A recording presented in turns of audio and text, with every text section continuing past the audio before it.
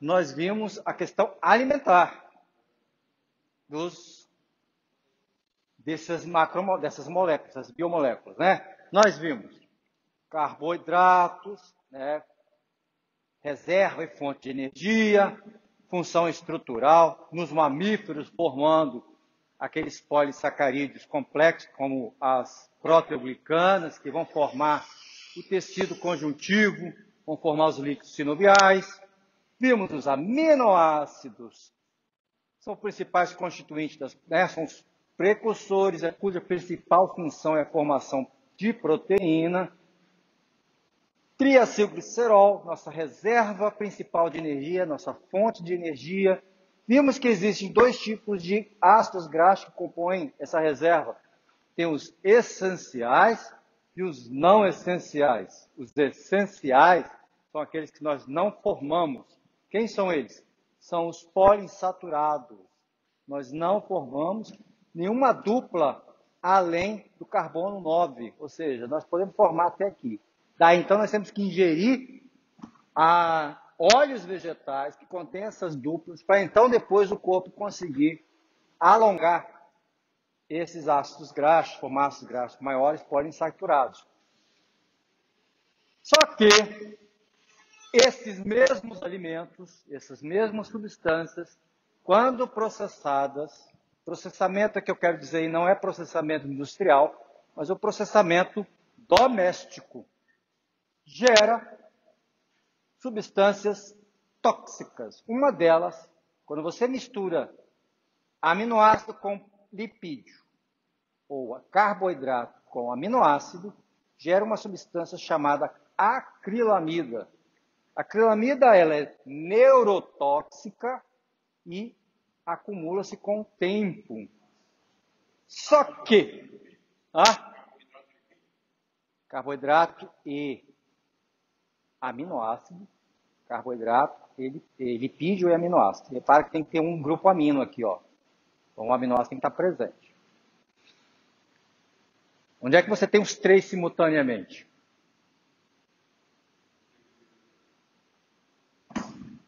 Toda vez que você faz uma fritura, frita lá, você vai fritar coxinha de galinha, você vai fritar batata, você vai assar um pão. Por que eu estou dizendo isso? Embora isso exista, isto seja de preocupação da saúde, preocupação é a regulamentação estritas para o processamento industrial desses alimentos, onde o nível dessas substâncias são muito bem controladas, a formação disso é muito baixa. Mas eu vou falar para vocês, porque a todo momento alguém fala isso na internet. Teve uma doida aí, por exemplo, que falou que você não pode botar limão, rodela de limão com Coca-Cola gelada, lá que você bebe, porque gera benzeno. De fato, há produção de benzeno em bebidas processadas, principalmente aquelas bebidas que contêm vitamina C, ou seja, suco de uva, suco de laranja, suco de caju, todas aquelas caixinhas. Há a formação de benzeno. Só que a quantidade formada é 1 nanograma por quilo. É ridículo. E aí fica aquela maluca lá, eu sou biomédica, né? E aí ela fala aquilo tudo. Então eu estou mostrando isso para vocês que de fato isso acontece. Sempre tem o Lair, nosso querido Lair, de novo fala toda hora sobre fritura, os médicos falam de frituras que geram radicais livres, blá, blá, blá. Verdade? Forma. Mas, desde que você faça o processamento de alimento da tua casa corretamente, e na indústria isso tem toda uma regulamentação, não vai fazer mal. O que vai fazer mal mesmo é quando você vai para aqueles alimentos feitos ali né?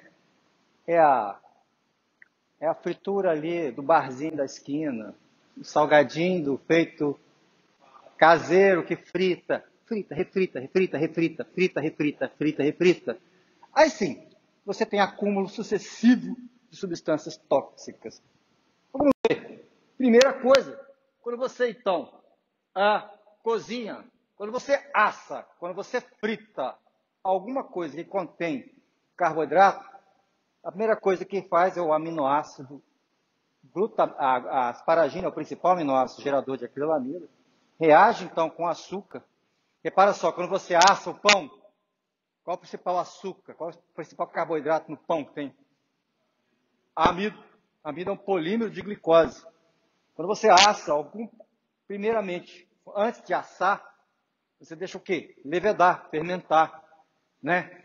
Você coloca até sacarose para levedar e a levedura degrada a sacarose em glicose e frutose. E o amido vem de onde? Do trigo, né? Farinha de trigo. Farinha de trigo. Trigo é o quê? É um cereal. Ele é um quê? O trigo é o fruto, semente, o que é?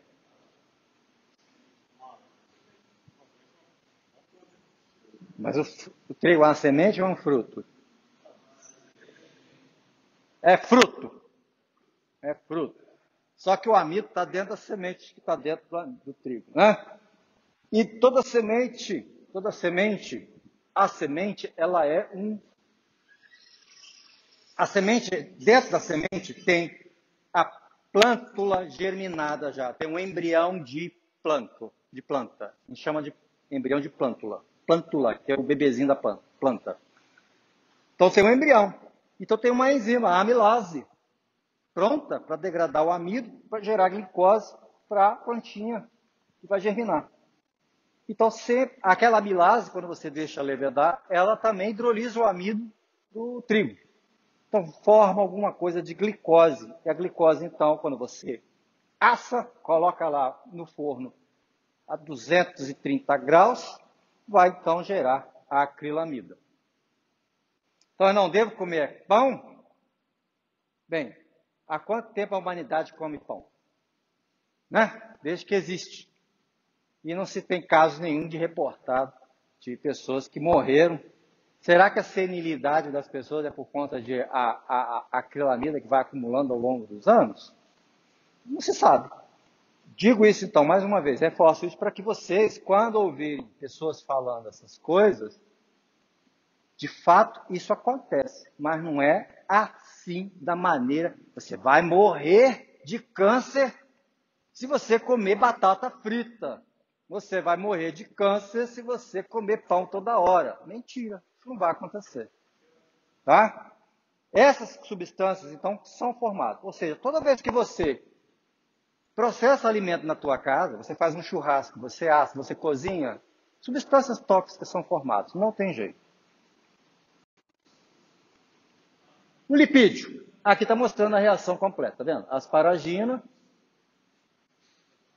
reage com açúcar, forma intermediária, aí começa então as reações de decomposição, formando por fim a acrilamida, entre outras substâncias.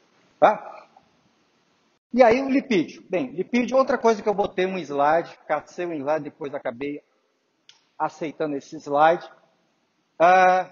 Vocês estão vendo aqui, ó, onde está escrito aldeído, lê-se triglicerídeo. A pessoa que fez esse slide aqui, esse desenho, colocou isso aqui como aldeído.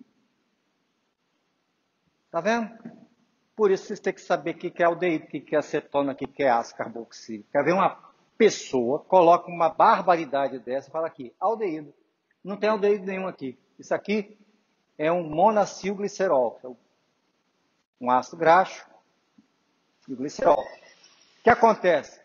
Você aquece o óleo, você vai fazer a fritura, você vai fazer a sua comida. O óleo, então, vai para 200 e tantos graus. E aí, ele sofre decomposição térmica, forma, então, ácido graxo livre e o glicerol. O glicerol, então, começa a se decompor termicamente, forma acroleína, que reage com o aminoácido, gerando também acrilamida. Aqui está a reação mais complexa. Aqui, ó. O aminoácido que está lá no seu alimento, você vai fritá-lo. Então, toda vez que você, por exemplo, vai fazer um bife, vai fritar o bife, ou faz um churrasco, parte dos aminoácidos decompõe, formando amônia. Bem, a amônia é extremamente volátil. Se está quente, a maior parte dela vai para a atmosfera. Mas alguma parte dela, aí tem tem triglicerídeo. Tá vendo? Você tá fazendo seu churrasquinho lá, cheio de gordurinha, aquela capinha de gordura. Tá lá, queimando. Churrasco. Sabe qual é a temperatura do fogo ali naquela região? 800 graus, 500 graus Celsius. Então, aí você decompõe o triacilglicerol, forma o glicerol mais os ácidos graxos, o glicerol se decompõe e aí então reage com a amina formando acrilamida. E aqui tem outra substância, carnosina, que é formada a partir de qual aminoácido? Esse grupamento aqui é do aminoácido histidina. Então a histidina começa a atacar outros aminoácidos, aí pela alta temperatura forma ácido acrílico, forma de novo acrilamida.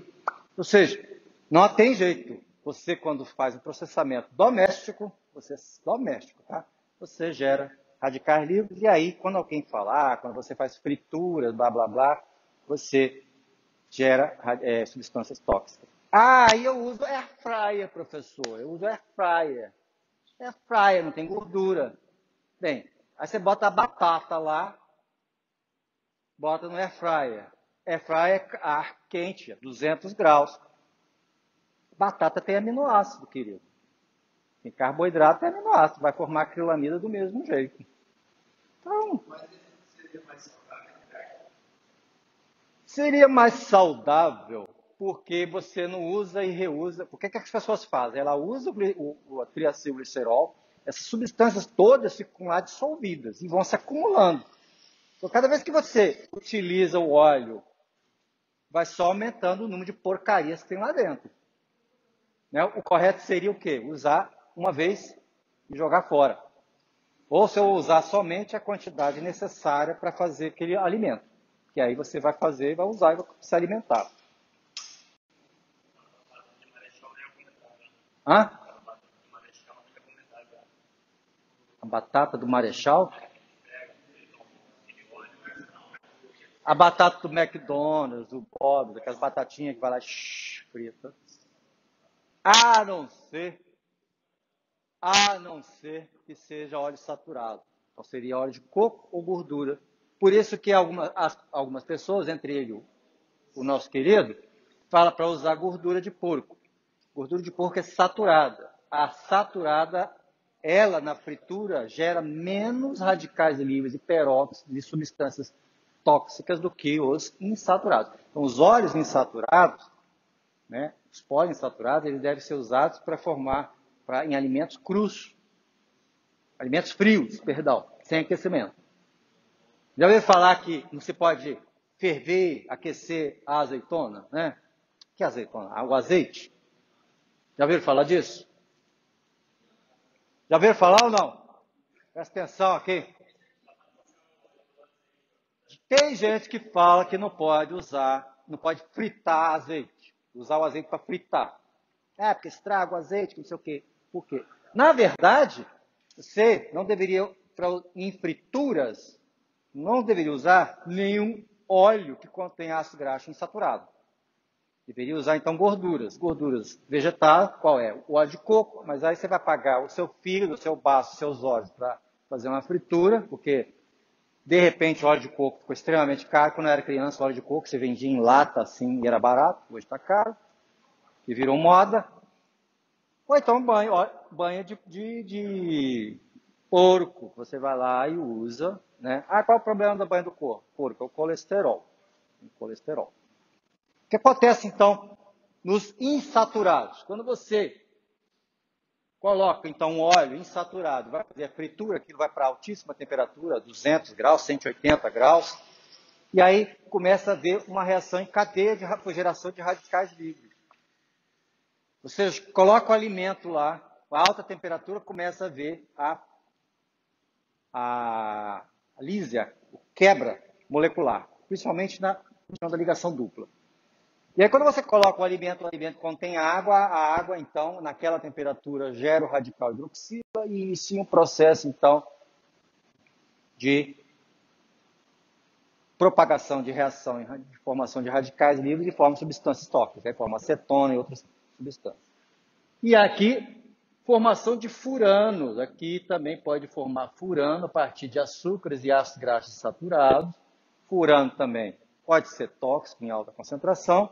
E, por fim, o que fazemos muito, né, na nossa culinária é o caldo, a caramelização, que é a formação de hidroximetilfurfural, aqui por dois caminhos, tá horríveis. Aqui pelos açúcares, reação de Maillard, é a mesma reação que gera acrilamida, então gera acrilamida e hidroximetilfurfural, e a caramelização que também é gerada pela temperatura.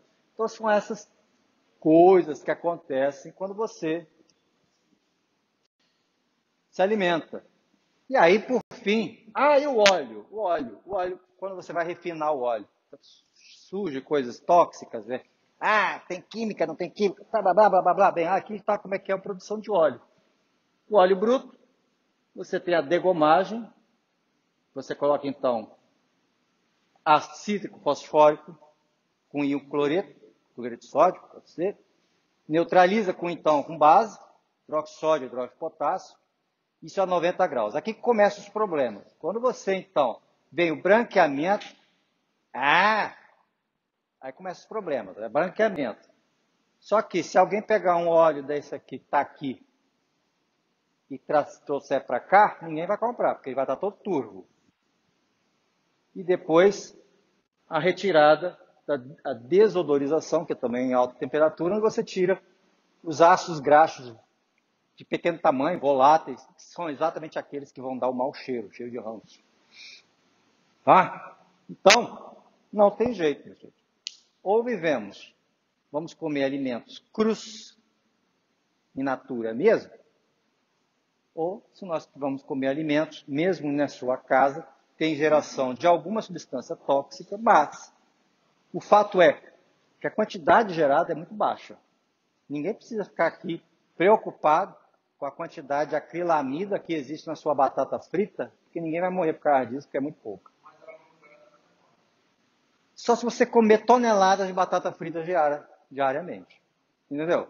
Aí você vai morrer de outros problemas, não da acrilamida. Você vai desenvolver uma diabetes do tipo 2, vai ficar obeso.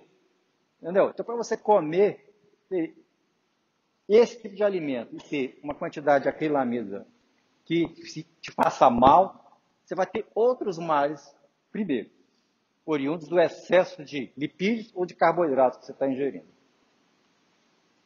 Então, não os preocupeis com essas bobajadas todas que você vê na internet. Cuidado, batata frita, gera câncer, substância câncer. Não, gera. Não vou dizer que não gera, mas a quantidade que gera é pequena. A fumaça do ônibus que está ali no ponto de ônibus te faz muito mal que qualquer substância presente nesses alimentos, nessas frituras que você tem, nos alimentos que você faz em casa. Ou até mesmo que você compra. Agora, realmente, um óleo aqui, você vai lá num evento, numa feira, a pessoa está vendendo pastel.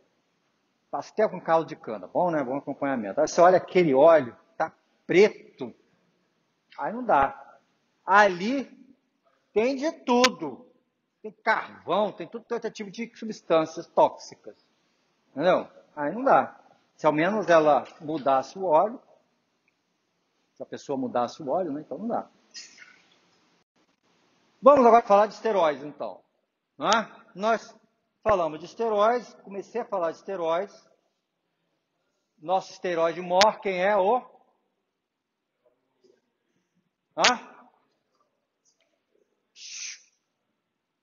Colesterol. Colesterol é o precursor de todos os hormônios esteroides. Cite um hormônio esteroide. Cite um hormônio esteroide.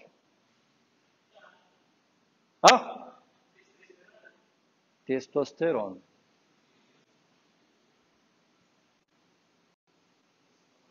Então, além de formar os hormônios esteroides, também participa na formação de membrana. E aí vimos, então, que ele é transportado em vesículas, maior parte dele na forma de éster, e a sua biossíntese se dá a partir do acetil-CoA, e o seu precursor primário é o ácido mevalônico. E o teor de colesterol controla a sua biossíntese. Então, se você tem uma dieta que contém colesterol, a biossíntese de colesterol será inibida. Ou se você ingerir um fitoesterol, o que é fitoesterol? É um esterol de planta. Ele vai enganar a enzima, vai se ligar no regulador alostérico dela e vai dizer para ela que tem muito esterol e ela vai diminuir, né, a quantidade de formação. Mas se bem que não, se bem que fitoesterol aumenta. Fitoesterol ele diminui por outro motivo. Vou chegar lá na frente e falar. Mas se você tiver algo parecido com colesterol, um remédio que seja semelhante ao colesterol, aí sim você pode inibir a formação. O fato é que você inibe a formação de colesterol por jejum. Hipoglicemia leva à redução na formação de colesterol. A forma como o colesterol é excretado é na forma de sais biliares e, como o próprio colesterol, na vesícula biliar. Então, o colesterol é excretado através das fezes, né? Na forma de sais biliares, ácidos cólicos e deoxicólicos, e na forma de colesterol puro. E aí, se houver uma grande quantidade de colesterol e desses sais, eles cristalizam e geram o quê? O cálculo renal,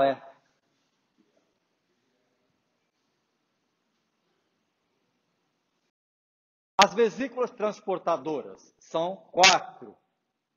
Quilomicron, VLDL, LDL, HDL. Tem o IDL também, que é intermediário, mas é uma forma intermediária entre o VLDL e o LDL. Quilomicron, ele tem a sua origem no... Onde? Intestino. Isso eu vou perguntar na prova, tá? Aí você cai na prova, cai. Se ele tem a sua origem no intestino, ele transporta que tipo de lipídio? Os lipídios que vêm de onde? Que você faz ou que dá dieta?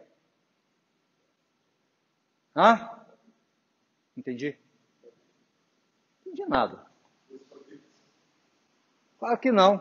Se a origem é no intestino, é da dieta. Intestino.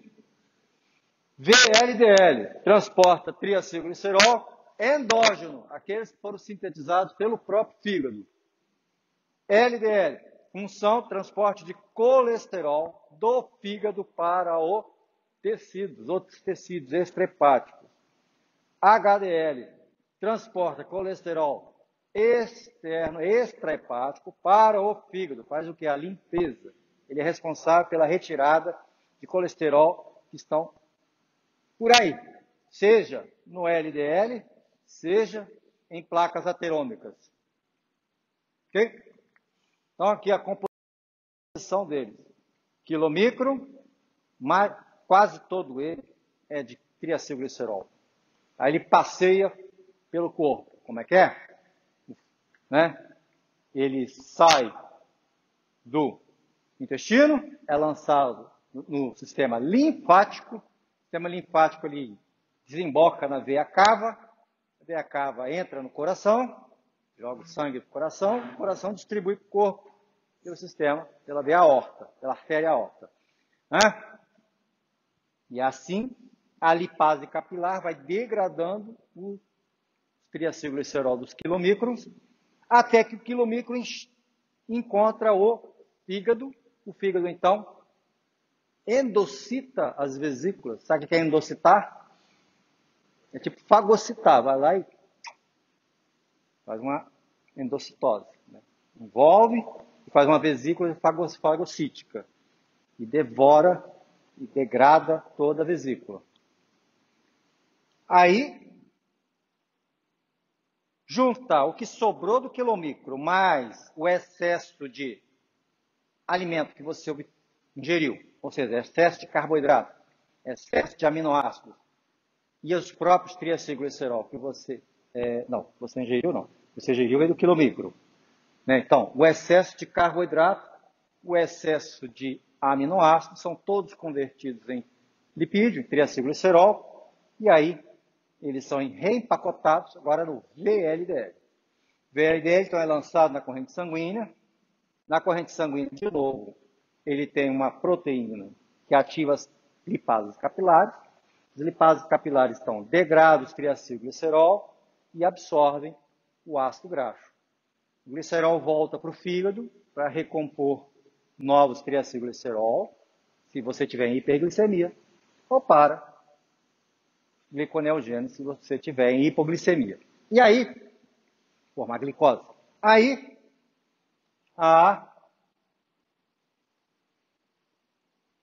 o VLDL vai perdendo triacilglicerol até que ele encolhe o suficiente para perder a proteína ativadora da lipase capilar. Nesse momento, então, ele é o LDL. Nesse momento, ele para, não tem mais a capacidade de fornecer triacilglicerol e agora ele só começa a fornecer colesterol. Então, é a forma de transporte de colesterol. Ele, então, a proteína, que nós vamos ver já já a forminha dela, a apoCEM, ele atraca no receptor. O receptor, então, forma uma vesícula endocítica, sofre, então, endocitose, ele é destruído. E aí, se a célula precisa de colesterol, ela usa o colesterol, ela armazena o colesterol no retículo endoplasmático.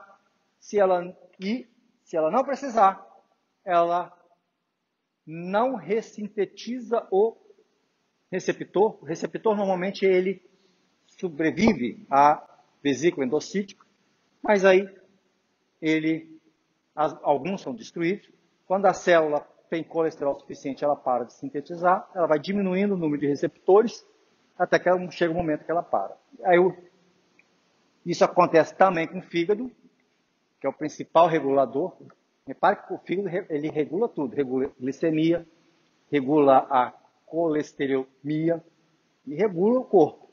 Então, se você tiver muito colesterol, ele vai retirando os HDLs remanescentes, os LDLs remanescentes. Ele faz, circula e ele retira.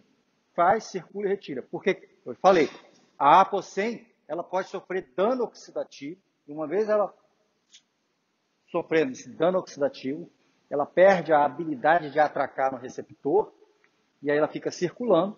E quanto mais tempo circulando, maior a probabilidade daquela lipoproteína entrar na parede da artéria e causar um ateroma. E o HDL, que é majoritariamente constituído de proteínas, função dele, ele tem uma enzima especializada que transfere o colesterol do LDL para ele, ou o colesterol das placas ateromas para ele, de maneira então que ele vai fazendo a limpeza do colesterol que está solto por aí no nosso sistema circulatório, fazendo a limpeza do nosso sistema circulatório. Se não houvesse o HDL, nós não sobreviveríamos muito tempo, porque formaria placa aterômica muito cedo.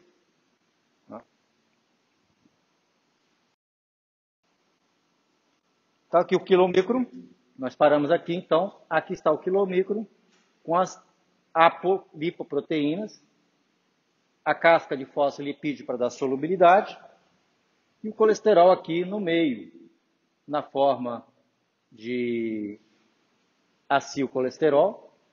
Outros estão aqui na superfície e empacotando ali, majoritariamente, formando bojo do quilomicro, triacilglicerol, vindo da dieta.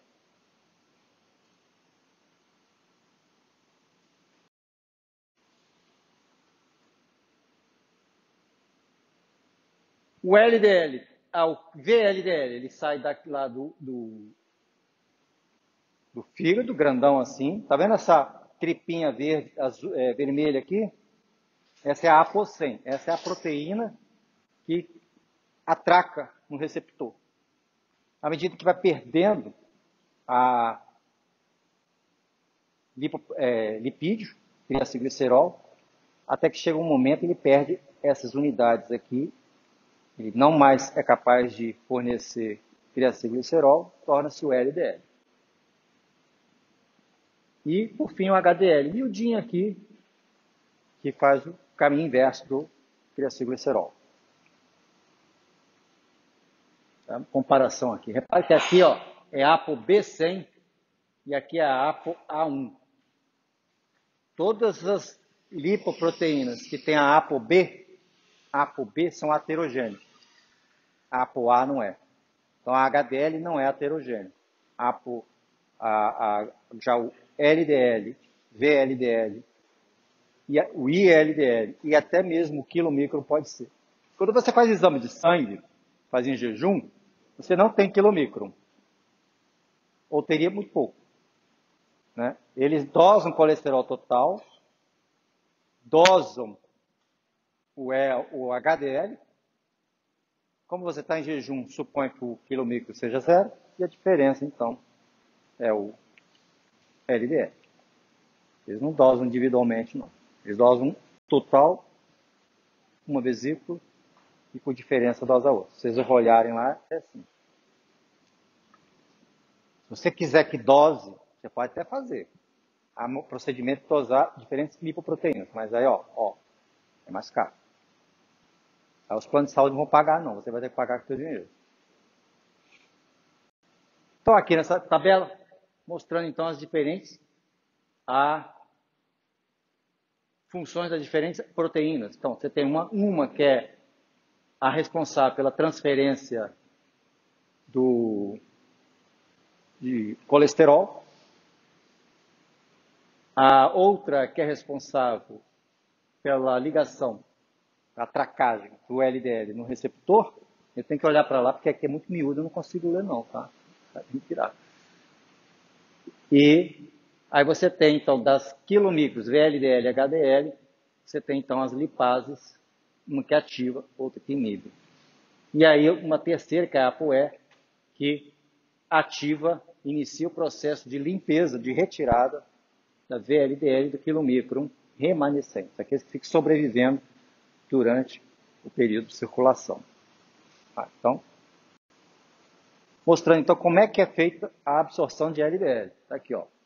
Tem um LDL, ele se atraca então ao receptor, forma então a vesícula endocítica, aí liga então o lisossomo aqui,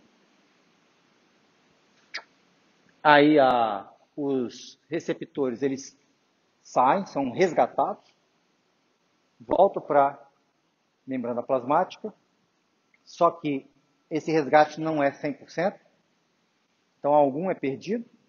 No momento então que o colesterol acumula na célula, onde é que ele acumula? No retículo endoplasmático liso. Quando ele acumula e chega ao nível máximo, a sua transcrição é inibida.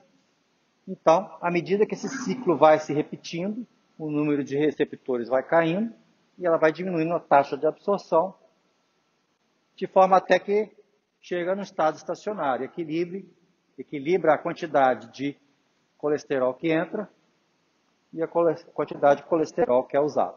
Obviamente, então, que as células que têm maior captação de colesterol são as células produtoras de hormônio, né? Então são as gônadas e a suprarrenal e o fígado, são os maiores captadores de LDL. Aqui está mostrando então o que acontece aqui quando um LDL entra aqui na parede da artéria e aí causa uma inflamação. Essa inflamação, então, os leucócitos acabam entrando aqui dentro, aí eles começam a fagocitar os LDL que estão ali, e aí eles geram um tipo de um pulso, corpos espumosos. E aí quem é que vem resgatar, à medida que você vai inflamando, vai estreitando, o problema maior é quando isso aqui se rompe. Quando se rompe, aí forma, então, um coágulo, e aí esse coágulo, então, pode sair dali depois e fechar um pequeno capilar e dar uma isquemia.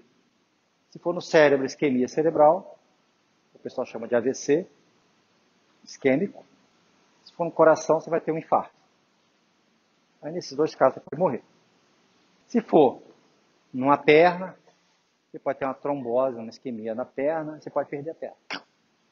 Necrosar e perder a perna.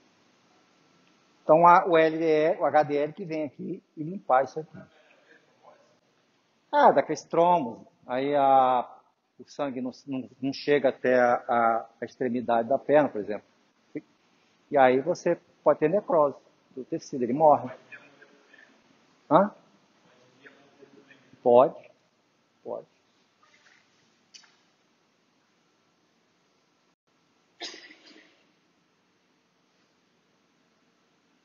Então, temos aqui, ó, fazendo o resumo. Temos, então, quilomicro que vem do intestino. Aí ele circula, liberando triacilglicerol. Tem os remanescentes. Os remanescentes são capturados pelo fígado. O fígado, então, forma o lipídio endógeno, está aqui, né? A partir do excesso de aminoácidos e excesso de carboidratos. Forma o VLDL. O VLDL circula pelo sangue. As lipases capilares vão, então, degradando o triacilglicerol. Aí, se for tecido adiposo, ele é acumulado. Se o tecido muscular, por exemplo, que é o maior consumidor, vai consumir o ácido graxo. Aí ele vira IDL, e de IDL vai para LDL. Na LDL, então, ele já torna-se um transportador de colesterol. E aí, ele é absorvido por endocitose. Os ácidos graxos que aqui ainda estão e as proteínas são aproveitados, né? Receptor, tudo isso. Todas as proteínas que estão lá, tudo é destruído. As proteínas são destruídas, os aminoácidos são aproveitados, os triacilglicerol que estão lá são aproveitados, e o colesterol utilizado. E aí, o próprio fígado, então, libera o HDL, que circula, trazendo o colesterol circulante de volta para o fígado. Só que o HDL ele não sofre endocitose. Ele atraca na célula hepática e lança o colesterol diretamente dentro da célula hepática. Ele não sofre endocitose, o caminho é diferente. Por isso que ele não sofre a regulação do... O fígado pode estar cheio de colesterol, ele pode estar reduzindo os receptores dele. Isso vai afetar a retirada de LDL, mas não afeta a recepção de colesterol pelo HDL, porque o HDL é um outro caminho. Então, ainda assim, ele recebe HDL, ele recebe colesterol, mas não mais pegando o LDL que está circulando, mas o colesterol vindo do HDL. Por isso que é muito importante o HDL. Nessa retirada de colesterol circulante, esse excesso de colesterol circulante, e levando de volta para o fígado estocar e excretar. Tá? Tudo certo aí, gente? Onde está o menos? Aí você fica calado.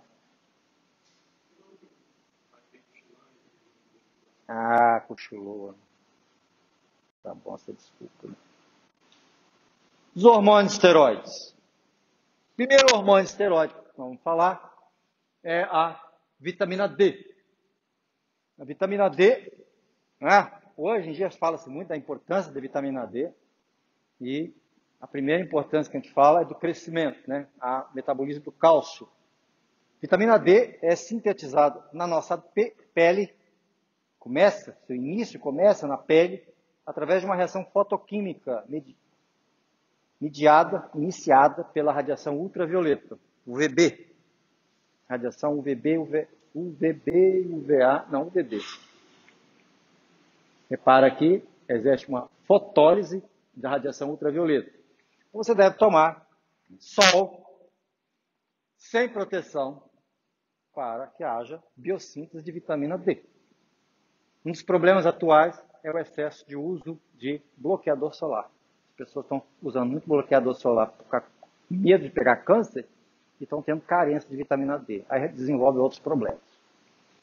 Aí vai lá, vou tomar vitamina D na farmácia, né? Aí compra lá vitamina D, paga uma baba de vitamina D. Se ficasse 15 minutos tomando sol, de 11 horas, meio-dia, 10 minutos, 15 minutos, teria vitamina D. 15 minutos diários de sol ao meio-dia, tá bom, vai lá, arranca a camisa, fica exposto ao sol lá, pronto, vitamina D feita. Dose diária de vitamina D gratuita. Mas para isso você tem que ter colesterol. Ou seja, uma pessoa que está com baixo nível de colesterol, quem é que tem baixo nível de colesterol? Quem teria?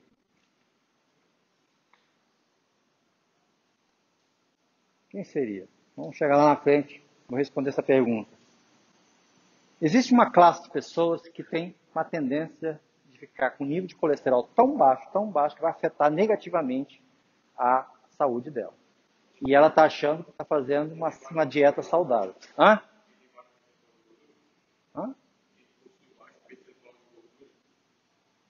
Está mais relacionado com a dieta do que com o percentual de gordura.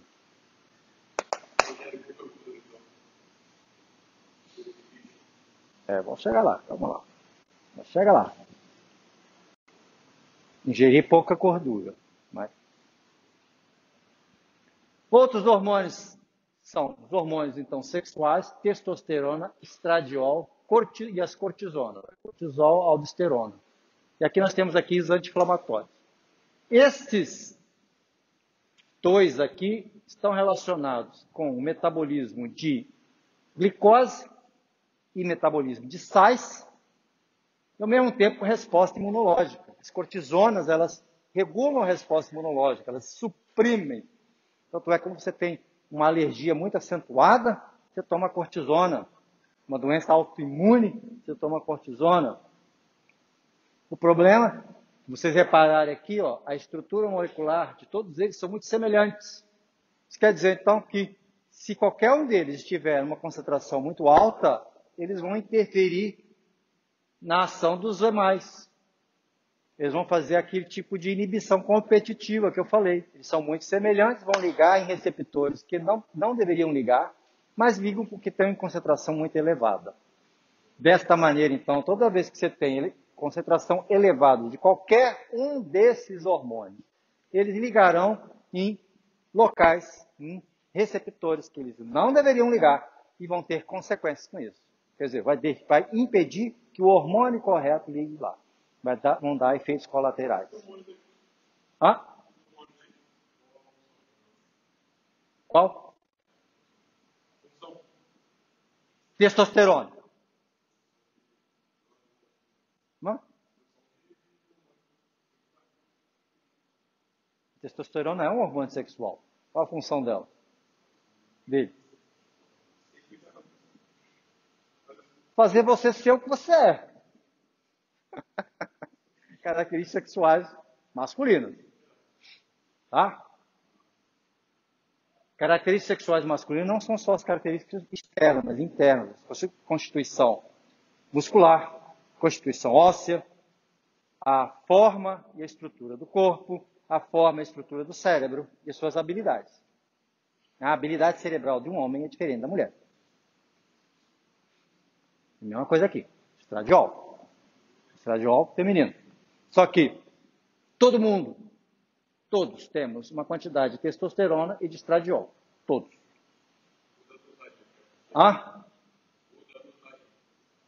O homem tem de 10 a 20 vezes mais testosterona que a mulher. Um homem de 100 anos tem 10 vezes, um homem de 100 anos, tem 10 vezes mais testosterona que a mulher. Uma mulher jovem. Um homem da sua idade, normalmente tem de 700 a 900 nanogramas por centilitro, por 100 mililitros. E aí vai caindo, à medida que vai envelhecendo. Até quando chega a 100 anos, está 100. De 900 cai para 100. A pessoa fala assim, a faixa de normalidade é entre 100 e 800. Aí eu falei, 100 e 800, é isso aqui, né? A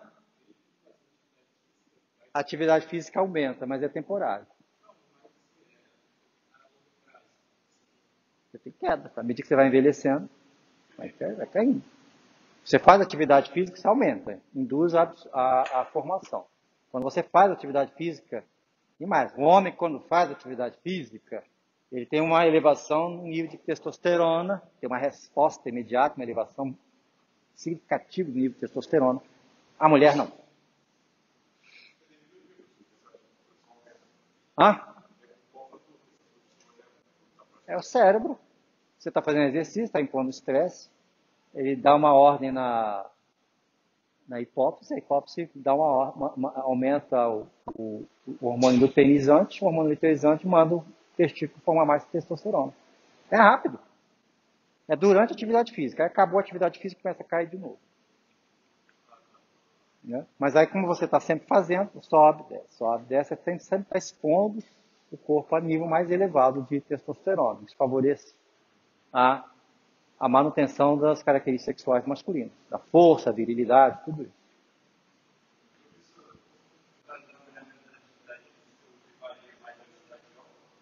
Não.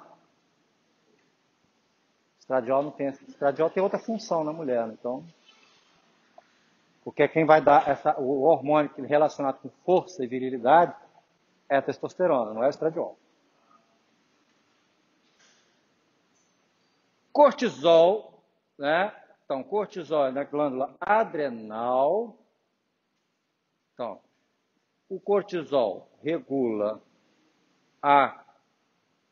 o metabolismo de glicose e a aldosterona, metabolismo de sais. Quer dizer o quê?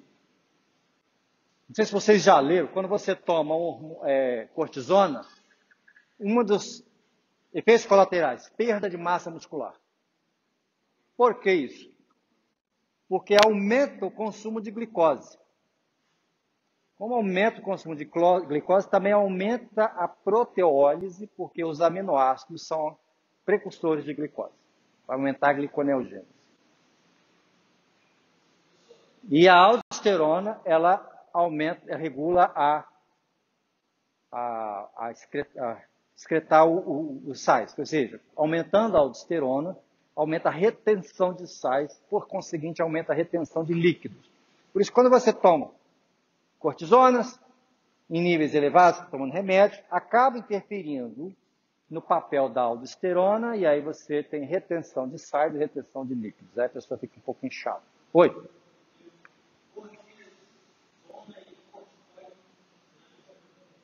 Corticoides é.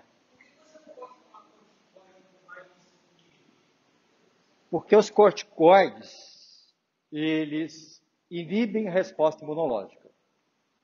E aí, primeiro, aumenta a proteólise. Segundo, como inibe a resposta imunológica, deixa você mais propenso à infecção, principalmente infecção fúngica. Então, uma das consequências que pode acontecer é você ter infecção fúngica no olho. Ah, meu filho, balbal. Fungo te atacar a córnea, já pensou? Esses aqui, então, são os anti-inflamatórios. Eles são parecidos com os hormônios e aí impedem a ação inflamatória. Exatamente, eles suprimem a resposta imunológica. Então, predinolozolona e prednisona. Como é que é a biossíntese disso tudo? Né? Por que uma influencia tanto no outro? Primeiro, eles são estruturalmente muito semelhantes. Tudo começa com o colesterol. Aí forma a pregnolona, aí vai formar os prostagênios, que é progesterona. Progesterona é o hormônio, é um estradiol, ou seja, é o hormônio feminino, que é a mãe de todos. O pai de todos, o avô, é colesterol. A partir dele começa formando os estrogênios.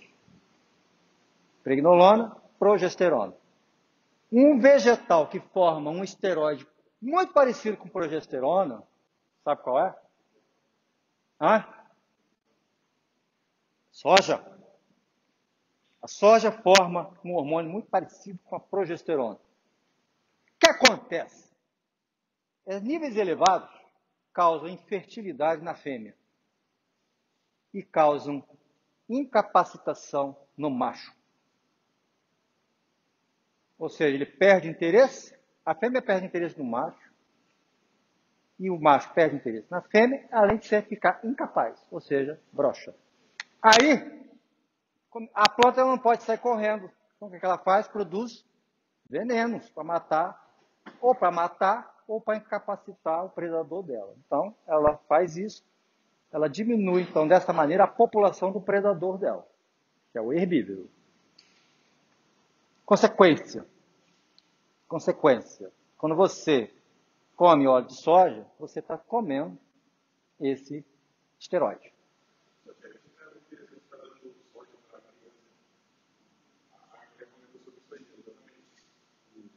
Mas olha só, é em cima dos efeitos da progesterona, em cima de. Mas olha, pelo que eu li, é tudo assim, está no mais nível de suposição do que ter uma evidência clara e inequívoca. É que nem a evidência da pessoa tomar esteroide por uma vida e morrer depois de câncer de fígado. O que eles fazem? Eles pegam as pessoas que morreram de câncer de fígado e que eventualmente fizeram uso de esteroide, aí diz, esteroide causa câncer. Mas aí você olha o Schwarzenegger, você olha muitos outros que tomaram a vida inteira e estão lá até hoje, não tem nada, entendeu? Hã? Não há prova inequívoca. O que há é o seguinte, ninguém pegou uma pessoa que tomou e acompanhou até a morte dela, para saber o que é que ela morreu. O que acontece é o seguinte, a pessoa está ali, aí pegam pessoas de diferentes idades, que têm um histórico que tomou, é assim que eles fazem o estudo, meta-análise. Pegam pessoas de uma certa idade, pessoas que morrem de câncer, e vê dessa população que morre de câncer, quantos tomaram esteroide. Mas pode ser tantos fatores, aí eles supõem, inferem então, que há uma correlação entre as pessoas a população que morreu de câncer e aquelas que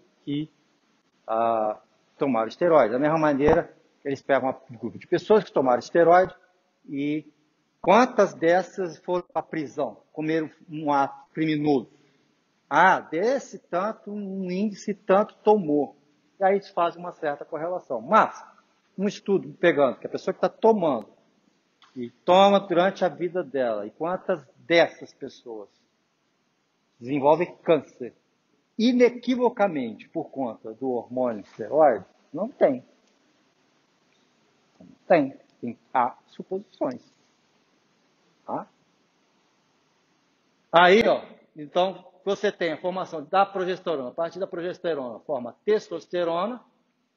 Se for gônadas, forma testosterona. E da testosterona forma estradiol. A formação de estradiol, que é o hormônio feminino, passa pela formação de testosterona. O que tem no homem, no macho?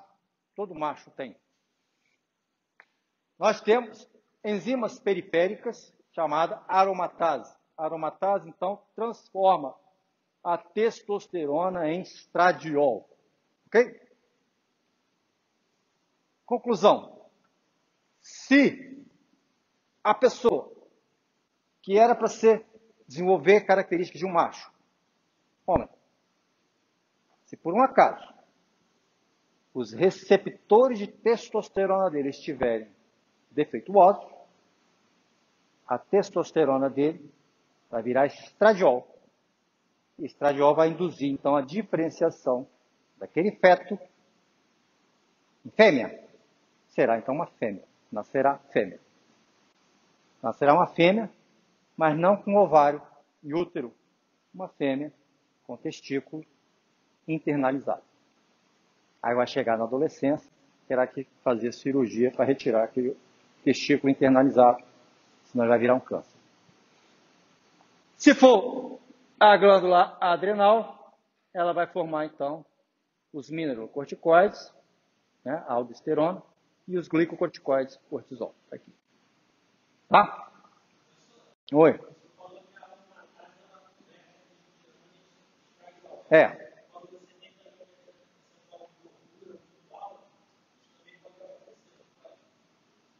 Olha, percentual de gordura elevado é porque são esteroides. Esteroides, eles são solúveis em lipídios. Ele é um lipídio. O percentual de gordura ele vai para o tecido, onde vai ficar ali mais acumulado. Onde é que nós temos aromatase? Na pele e nas mamas. Uma pessoa pega, toma androgênio, testosterona em excesso. Você tem mais ou mais substrato, nós vimos em enzimologia, né? Mais substrato, mais atividade enzimática. Você tem mais substrato, você tem aromatase aqui, vai formar mais estradiol. Formando mais estradiol na mama, a mama vai ver aquele estradiol e vai falar: epa, eu sou uma mama feminina, não sou uma mama de um macho, sou uma mama de uma fêmea. E começa a se diferenciar uma mama com fêmea. Aí começa a crescer. E se bobear, dá leite. Tomar qual é o nome? Prolactina, que é um outro hormônio que induz a formação de leite. E qual o problema disso no homem? O problema disso no homem é que pode dar câncer de mama no homem. Homem pode ter câncer de mama também. Tem que ficar lá olhando também se vai ter nódulos. Começa a ter nódulos esquisitos, pode ser câncer de mama. Tá? Então, temos aqui o colesterol, pregnolona, progesterona, aí a formação dos hormônios, os mineralocorticoides. Aí, a formação, então, dos hormônios androgênicos. Aí tem esse tal DHEA. DHEA é um precursor hormonal que é vendido.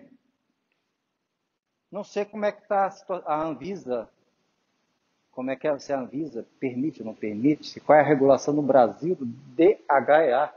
Mas na internet você pode procurar aí DHEA, vocês vão ver que está disponível para venda de DHEA. Não é o hormônio em si, mas é o precursor dele. Eu acho que recentemente saiu até no Fantástico uma coisa parecida, de proibição de pré-hormônios, essas coisas todas. Está influenciado aqui com esse DHEA. Estou aqui mostrando só como é que é a modificação. Repara que as modificações são mínimas, pequenas modificações. Aqui não dá para ver direito. Aí a formação do cortisol, formação da corticosterona, aldosterona, tomou pequenas modificações aqui, repara, na estrutura. Por isso que não é inconsequente o fato de você tomar o hormônio androgênico. Os hormônios são tão similares, que você tomando hormônios androgênicos vai afetar todo sua regulação hormonal, toda, não vai ficar impune. Então tá aqui, ó. Forma testosterona. Bem, se for um testículo, vai formar esses dois aqui e eles vão ser lançados na corrente sanguínea. A testosterona forma de hidrotestosterona. Se for um ovário, o ovário vai transformar a testosterona em estradiol e vai lançar a corrente sanguínea. E aí vai dar as características sexuais femininas, já iniciado na vida fetal. A gente pensa muito na puberdade, né? Começa lá no feto. Começa no feto. Porque se vai formar testículo ou se vai formar ovário, tem que ter uma informação primária. Essa informação não é a testosterona, essa informação vem da pituitária, que por sua vez vem da presença ou da ausência de um gene presente no cromossoma Y. Isso então em mamíferos. Tá? Aí tem isso aqui, ó. Tem esse artigo, um pouco antigo, ele é de 2011, porque meninos são meninos. Os caminhos para a formação testicular fetal e a biossíntese androgênica são necessárias para a diferenciação sexual masculina. Então, um gene presente no cromossoma Y dispara a biossíntese de fatores de transcrição. Esses fatores de transcrição, então, iniciam o processo de formação do testículo. O testículo é formado. Boa noite. O testículo, uma vez formado, inicia a formação de testosterona. Testosterona, então, inicia a cascata de eventos que vai, então, diferenciar aquele feto em macho. Na ausência dessa informação, ele vai se diferenciar no feto fêmea, menino. Né? Então está aqui, ó, a outra sequência de reações que acontece, a dihidrotestosterona, e de novo vocês veem aqui, ó, o DHE, tá? Então tá aqui, ó, olha só. Tem tudo escrito aqui em inglês, quem quiser ler depois está aqui o artigo. Você tem então, ó, o feto inicialmente tem as gônadas indiferenciadas e os sistemas que vão dar origem a tudo. E aí, na presença do gene presente no cromossoma Y, temos então a formação, a diferenciação da vesícula primordial em testículo, formação de testosterona e o início então da formação do canal deferente, vesículas seminais, da bolsa escrotal e assim por diante. E do pênis. Na ausência, né, repara que isso aqui, que iria formar, a região que iria formar o testículo desaparece, o canal deferente, as glândulas seminais, tudo aquilo que iria formar desaparece, e aí a formação, então, da trompa de falópio, do útero, da vagina, então, todo o órgão sexual feminino. E isso afeta também a diferenciação do cérebro masculino, cérebro feminino. Aí, quando chega na região do cérebro, na formação do cérebro, depende dos níveis de hormônio. A flutuação do hormônio na vida intrauterina vai diferenciar o quanto para o lado de cá ele vai estar, o quanto para o lado de lá vai estar. Então, você, na verdade, você tem um contínuo aqui entre esses dois. Não existe uma chave para cá e uma chave para lá. Na verdade, é um contínuo entre o extremo macho, digamos assim, e o extremo fêmea. Colocando dessa maneira, tá? Os dois extremos, mas a maioria da população está entre os dois aqui, por conta da flutuação de hormônios na vida intrauterina. Então, na vida intrauterina pode ter maior formação de testosterona ou não, e aí isso vai impactar na diferenciação, na virilização daquele feto. Até mesmo testosterona presente, né, no sangue, na corrente sanguínea da mãe, vai influenciar também.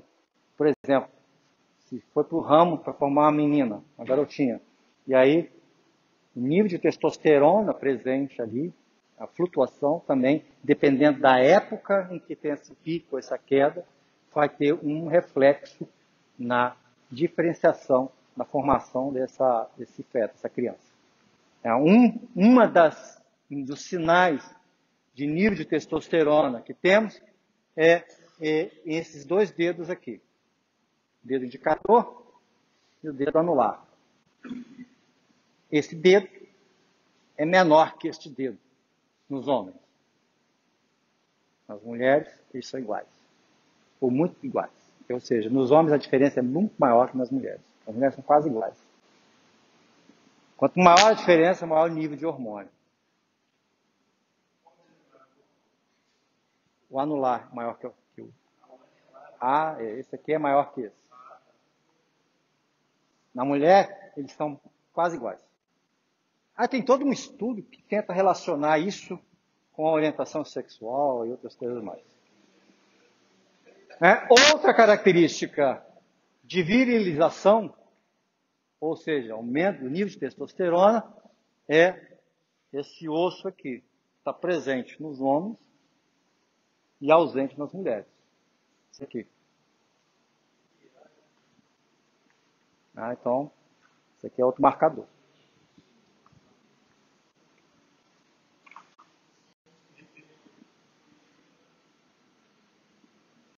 Aí está escrito em inglês.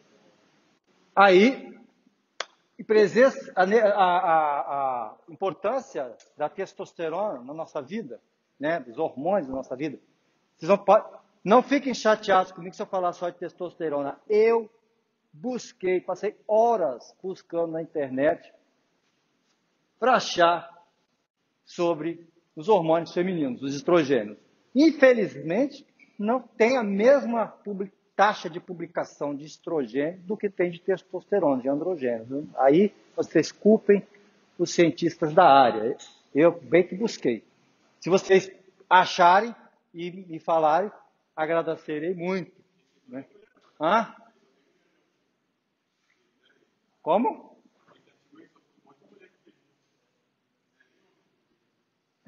Bethany, Almira, Lauri, Júlia, exatamente. Sabe por que eu vou te falar que é mais fácil trabalhar com macho?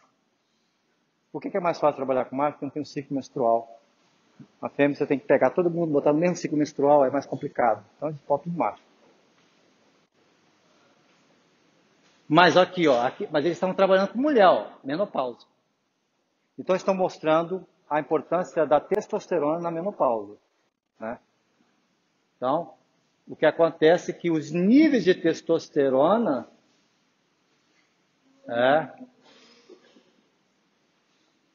acabam afetando o humor, a depressão nos seres humanos. E afeta de maneira distinta entre homens e mulheres. Nível de testosterona mais baixo em homens é muito mais grave do que em mulher. Até porque o homem precisa de mais testosterona para se manter ativo, bem mais. Então, pelo artigo aqui, ele mostra que há um aumento de nível de testosterona após o último período menstrual. E aí, pelo que eu entendi, aqui,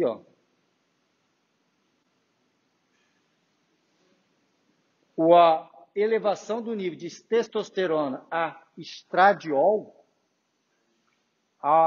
aumenta os níveis de depressão, está associado com maior nível de depressão, de sintomas de depressão em mulheres. Então, ou seja, acabou afetando a produção.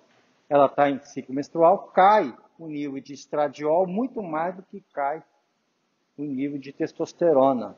Né? O nível de testosterona sobe, o estradiol cai, e aí isso afeta negativamente a mulher. Aqui já em homens, mostrando exatamente o oposto. Né? À medida que vai caindo a concentração de hormônio, testosterona no homem, à medida que ele vai envelhecendo, ele vai ficando cada vez mais depressivo. E isso tem um efeito importante. Isso é importante quando você considera o fato de pessoas que já têm tendências depressivas, por exemplo, um bipolar, pessoas que já são naturalmente têm uma tendência a ser depressivas, e resolvem fazer o uso de esteroides, de androgênio. E aí, quando ele retira, se ele faz isso de uma maneira não assistida, quando ele retira, ele tem uma queda de testosterona, e aí ele entra em depressão e pode cometer suicídios. Isso tem fatos relatados.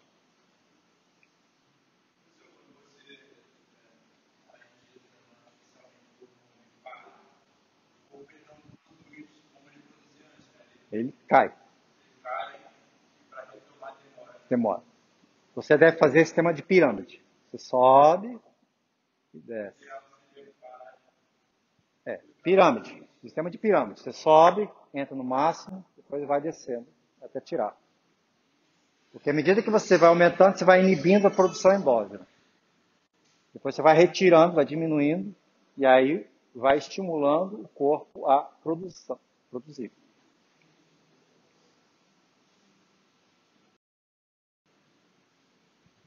Bem, os fitoesteróides são os esteróides vegetais. Toda vez que você come vegetal ou óleo vegetal, você está ingerindo fitoesterol. Qual é a ação do fitoesterol, né,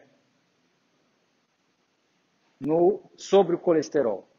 O fitoesterol inibe a absorção de colesterol.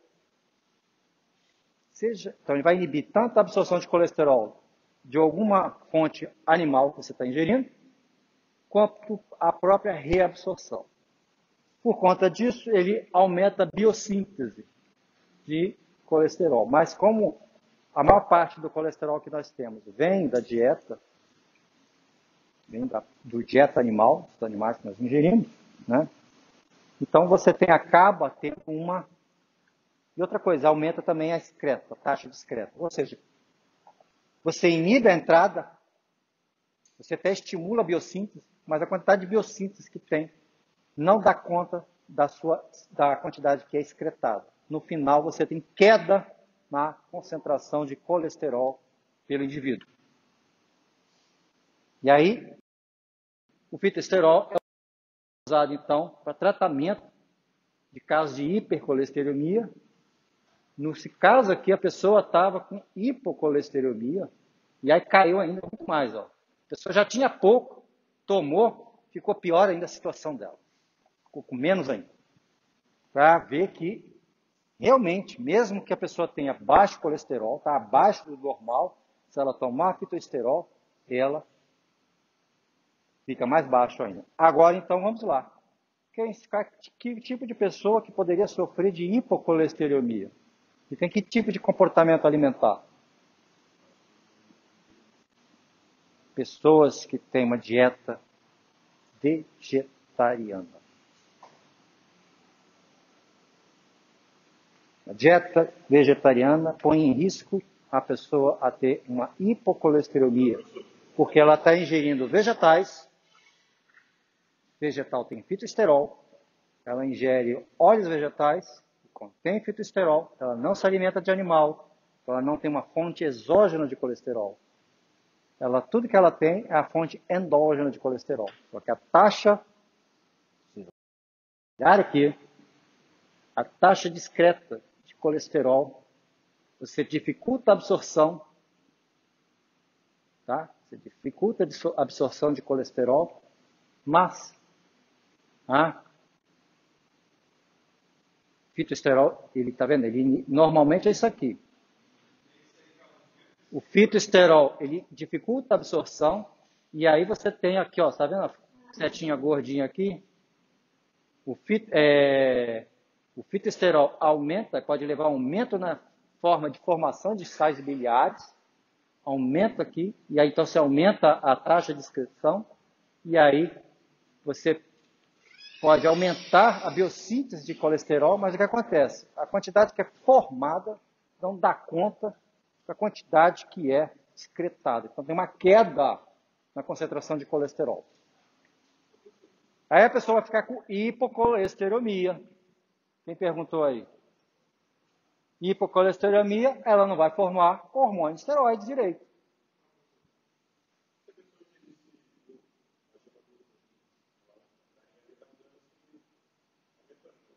Ah, mas uma pessoa que é vegana come ovo?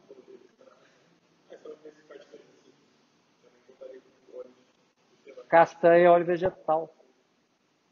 Vai ter fitoesterol, vai piorar a situação dela. Tem que comer. Não, não tem. Só lamenta. Ela parar de comer vegetais que contêm muitos fitoesterol, que não são todos que contêm. Ah?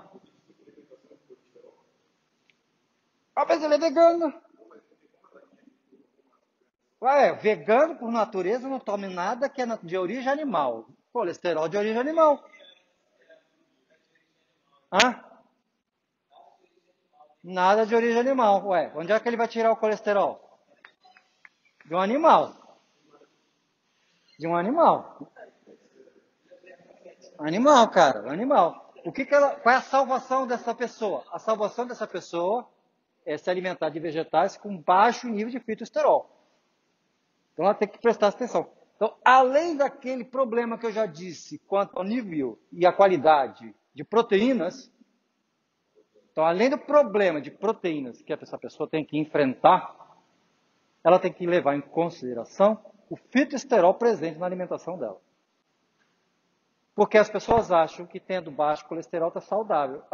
Você tem que ter a quantidade certa de colesterol, nem baixo e nem alto. Baixo nível de colesterol, baixo nível de hormônio de esteroides, baixo nível de hormônio de esteroides vão influenciar na sua vida. Vai dar um problema. Se for mulher, acaba afetando o ciclo menstrual dela. Se for rapaz, acaba afetando a virilidade dele, depressão e assim vai. Mais uma coisa que a pessoa tem que tomar Atenção. Aí temos as saponinas, que tem duas partes. As saponinas é um triterpenoide, que é da classe dos isoprenóides. Aí, as sapogeninas, o nome de sapo, não é de sapo, mas vem de sabão, tá? Saponificar. Porque elas geram espuma. Então, ela tem uma parte apolar, uma parte polar, saponinas. A soja é rica em saponinas, a soja é. Nem toda saponina presta, algumas prestam, são tóxicas, outras não são tóxicas. A grande maioria é tóxica, porque ela vai atacar a membrana celular. Bem, vamos lá. Uma planta que tem bastante saponina e é tóxica, extremamente tóxica, é a mamona. Por isso que ninguém usa óleo de mamona. A mamona é uma planta oleaginosa. O óleo dela é usado para fazer biodiesel. Mas a torta, o que sobra, não pode ser usado para alimentar os animais por conta dessa saponina. Aí a pessoa fala, então vamos fazer uma soja, uma mamona transgênica, que não tem a saponina. O problema é que quando faz a mamona transgênica, que não tem a saponina, os predadores comem a planta. A planta não se defende. Uma saponina que nós conhecemos está aqui escrito aqui, ó, é a ATP. Tribos terrestres, supostamente, o que ela faz? Aumenta a biossíntese de testosterona. Aí o pessoal fala assim, toma TT, depois de um ciclo se toma TT, né, para induzir a biossíntese endógena. Você começa a tirar e toma esse TT. Bem, aí, mas nem tudo é o que parece, nem tudo é o que dizem. Temos uns estudos, esse estudo é bem antigo. Eu vi 2. Já quando eu procurei já era antigo, não sei se tem que procurar um mais recente, ver se eu acho. Esse estudo aqui é de Gautam e companhia, lá de Singapura, de 2002. Ele usou, então, ratinhos. Pegou, castrou os ratos e depois fez 2 grupos. Um grupo com TT, um grupo com testosterona. E aí, eles chegaram à conclusão que o TT tinha ajudado os ratinhos a voltarem a ter capacidade, né, a ficarem sexualmente competentes. Ou seja, ter desejo e ter ereção.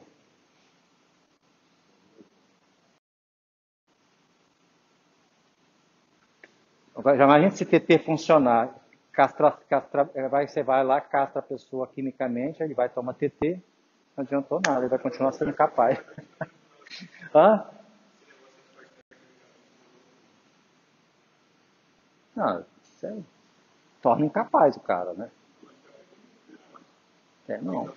Sem testosterona, não, cara. Mas é verdade, o cara vai ficar sem testosterona e vai acabar com a vida dele.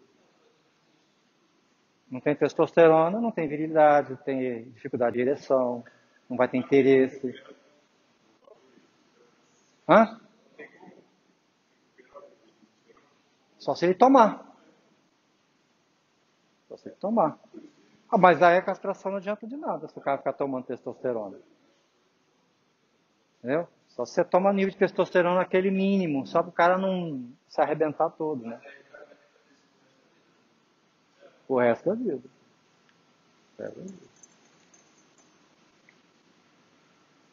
Agora, ele pegou e fez depois, esse aqui é mais antigo, 2007.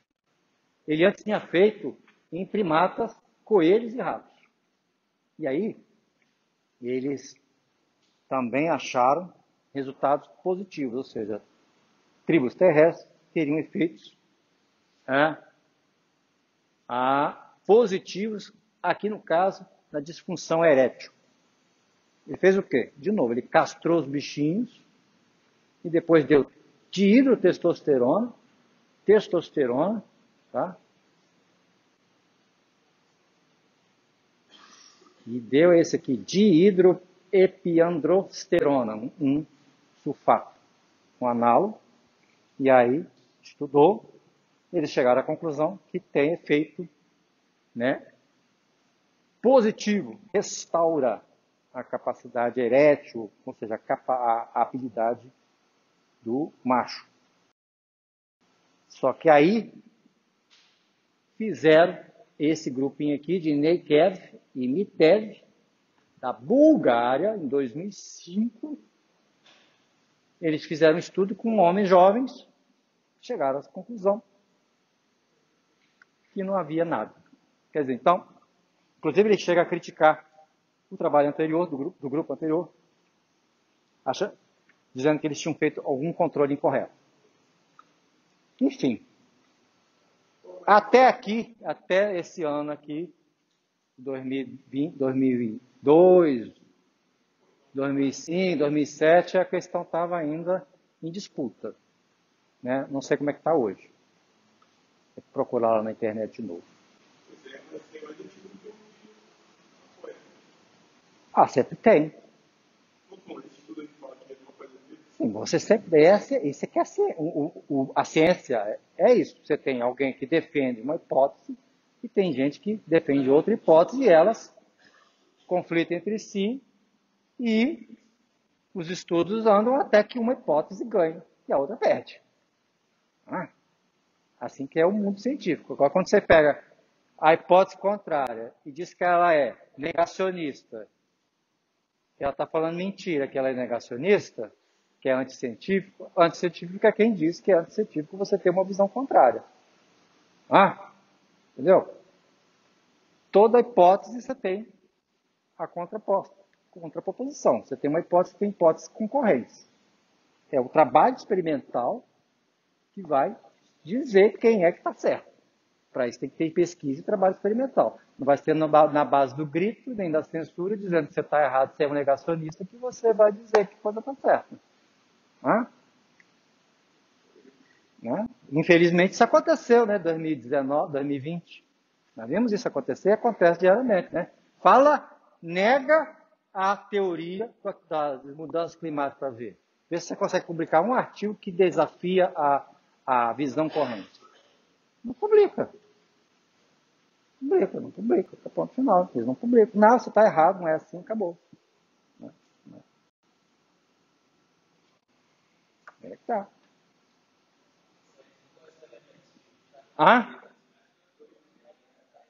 Só que não é, isso que não é científico. Você diz, você é negacionista. Não, isso não é científico. Né? A ciência é o quê? A ciência é exatamente a contestação das ideias e a experimentação para ver quem está certo. E?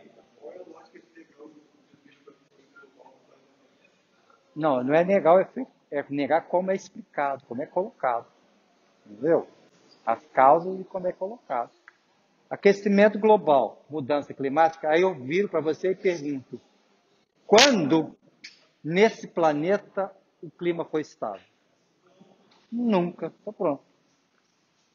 Ele sempre muda. Ele sempre muda. Sempre muda. Aí você fala assim, mas o aquecimento vai derreter as calotas, vai inundar, o urso polar vai morrer.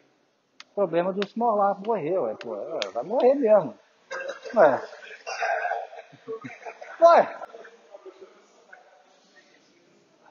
Deixa eu gravar, ué.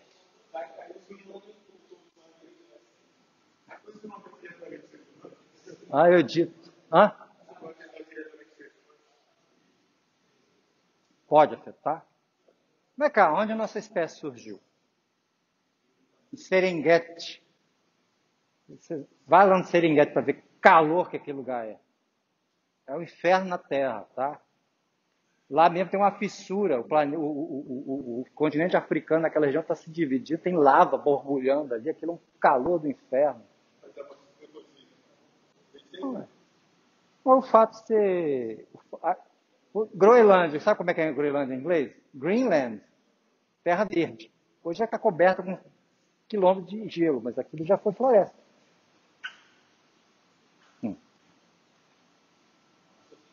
Sei o seguinte, Tem que ter estudo sério. E não é silenciando a voz contrária, que você vai chegar à verdade. Vamos lá. Aqui está, então, o DHEA. DHEA, então, aqui, ó. Esteroides comerciais. Esse aqui, quando eu fiz essa pesquisa aqui, foi ano passado, retrasado, parecia que não tinha nenhum problema de comercialização com ele, não. Eu não sei como é que está hoje. Aí tá aí, ó, pessoal, compra, toma esse troço. Por quê? Ele não é o estrogênio, ele não é a testosterona, ele é o precursor da testosterona. Isso dá ao corpo um controle do que você está fazendo, né? Se tem muita testosterona, ele pode não sintetizar. Mas, óbvio, se você dá mais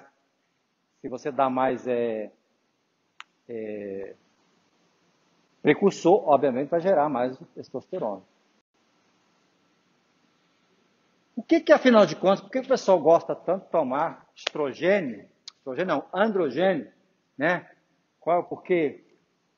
Qual é a ação do androgênio, dos hormônios esteroides, na célula, principalmente célula muscular? O esteroide, ele é lipídio, ele é solúvel em ambiente lipídico. Então, ele rapidamente atravessa a membrana plasmática. Dentro da célula, então, ele liga-se a um receptor. Esse receptor, então, vai lá no núcleo celular e liga-se na região do DNA, que é a região do operador, do gene. Ativa, então, a expressão daquele gene, e aí, né, está aqui o promotor, onde liga-se a RNA polimerase, e aí forma-se, então, mais RNA mensageiros, e aí forma-se mais proteínas. Dessa maneira, então, aumenta a biossíntese proteica. Então, a forma de você induzir a síntese proteica, né, sem ter muito esforço. Porque quando você faz atividade física, é exatamente isso que você está fazendo. Você está induzindo o corpo a produzir testosterona. A testosterona, então, liga-se aqui e começa a ação anabólica. É isso que faz, né? Somente em homens. Você faz exercício, aumenta a produção de testosterona, tem um pico de produção de testosterona. Testosterona, então, aumenta a biossíntese. Mas, obviamente, que para sintetizar proteína, você tem que ter uma alimentação proteica correspondente, né? Obedecendo aqueles princípios de teor, digestibilidade e valor biológico. E quantidade.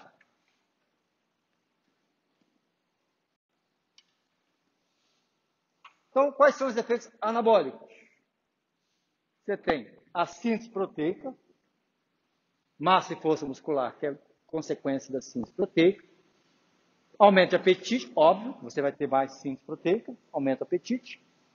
Aumento da remodelagem e crescimento ósseo, então vai remodelar o osso, você vai aumentar a formação de um corpo mais masculino, mais viril. Estimulação da medula óssea, a produção de células vermelhas, então aumenta a capacidade aeróbia. Né? E aí, quais são os efeitos de virilização? Aumenta o clitóris nas mulheres. Pênis, se for um adolescente. Adulto, não, mas não diminui. A conversa que diminui é mentira. Não, mas o pessoal fala que diminui. Diminui. Quando você vai ficando velho e não usa, ele encolhe. Tem que usar. Tem que usar, senão ele encolhe. Aumento de pelos sensíveis, ou seja, pelos públicos, pelos da barba, peito. Aumento das cordas vocais, então fica a voz mais grave. Isso é um efeito irreversível. Aumenta a libido, contrário do que se diz. E supressão dos hormônios endógenos. Daí, então, você tem, se você retirar com tudo, você tem uma queda brusca de hormônios. E, como a biossíntese de testosterona e espermatozoides são acopladas, você tem uma espermatogênese reduzida, logo, uma esterilidade temporária. Efeitos não desejados. Como eles são semelhantes, eles vão se ligar em vários receptores que não deveriam ligar. Então você tem aumento da pressão sanguínea, tanto é que quando o rapazinho entra na puberdade, a pressão dele aumenta e pode aumentar, né? Aumenta um pouco, e aumenta o nível de LDL. Isso é normal, um rapazinho, um menino se transforma em rapaz, o LDL aumentar. O HDL é aquele que eles chamam de colesterol bom. E o LDL é o que chamam de ruim. Mas tira o LDL para você ver o que acontece com você. Acne, né, o pico de hormônio que nós temos, que nós somos adolescentes, exatamente vem disso, do aumento dos hormônios. Os hormônios levam. Então, a pessoa que já tem tendência a ter acne, que se fizer o uso abusivo de androgênio, vai ter acne. Você viu aquela mulher lá no colo que teve há 3 ou 4 fantásticos atrás, que ela resolveu tomar androgênio, ficou cheio de acne, o rapaz também resolveu tomar. Só que... E se tomar muito, vai ficar cheio de acne. Não é acne boba, não, é aquelas grandes mesmo. Hã? Porque a pele do homem é mais grossa, né? Que a de mulher. Vai aumentando. Aí eu não sei. E aí vai formar dihidrotestosterona, que é a forma mais potente. Se uma pessoa tiver tendência a ser careca, vai ficar careca mesmo. Não sei se vocês já repararam algumas pessoas trans. A pessoa era mulher, fez transição para homem, começou a tomar testosterona e ficou carequinha. Isso que acontece. Porque a mulher não é careca normalmente, porque ela não tem testosterona elevada. Aí a pessoa resolve fazer a transição, né? Faz a transição de mulher para homem. Toma um hormônio masculino, aí fica toda com a característica masculina. Assim, fica forte, barba, e se for para ficar careca, fica careca. Fica igual homem. E mais, né? Como a mulher, sexo feminino, no mamífero é a base, ou seja, você é homem, não, você é mulher até que diga o contrário. O que vai dizer o contrário? É a presença daquele gene cromossomo Y. Então, como ela é a base, quando ela toma o hormônio, ela se modela todinho para ser um homem. Fica um homem perfeito. Você olhando assim, homem. É muito difícil de você reconhecer, olhando rapidamente, uma pessoa que transicionou de mulher para homem. De homem para mulher é mais difícil, é mais complicado, porque a modelagem feita para testosterona é mais agressiva, né? Os hormônios, os ossos ficam modelados muito diferentes. Tem a presença desse osso aqui, que não desaparece. A formação da bacia é totalmente diferente. E não remodela totalmente para a forma feminina. E aí você consegue visualizar, né? Fica mais difícil da pessoa, quando transiciona de homem para mulher, de você olhar logo de cara e é mais fácil você identificar que ela fez a transição por causa disso. Porque é mais difícil a remodelagem do corpo. A estrutura masculina é mais permanente. A feminina não. A feminina, como ela é a base, aí remodela, fica uma estrutura masculina e é quase impossível você, batendo os olhos assim, dizer que foi a pessoa que fez uma transição. Eu acho isso aqui fantástico. A primeira vez que eu vi foi no History Channel, Tabus, programa de tabu, que era o programa é sobre transexual, a transição de gênero, né? Transsexual. E aí mostrou um corpo, aí você fala assim, aí você mostrava assim um corpo e era um corpo de um homem. Eu olhava assim, você falava que era um homem. E aí depois não. Foi uma pessoa que era do sexo feminino que transicionou para o sexo masculino. É impressionante assim, a ação hormonal no corpo. É muito impressionante isso.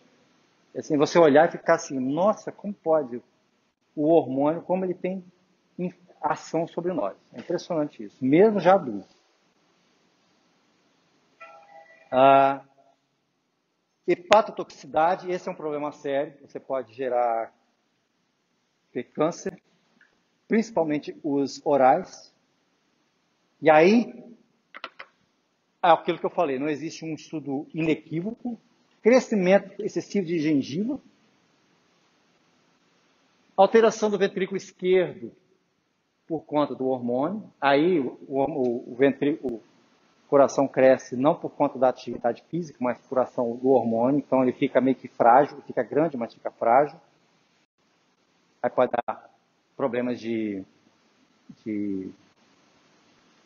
fibrilação, né, do ventrículo. Efeitos colaterais em homens.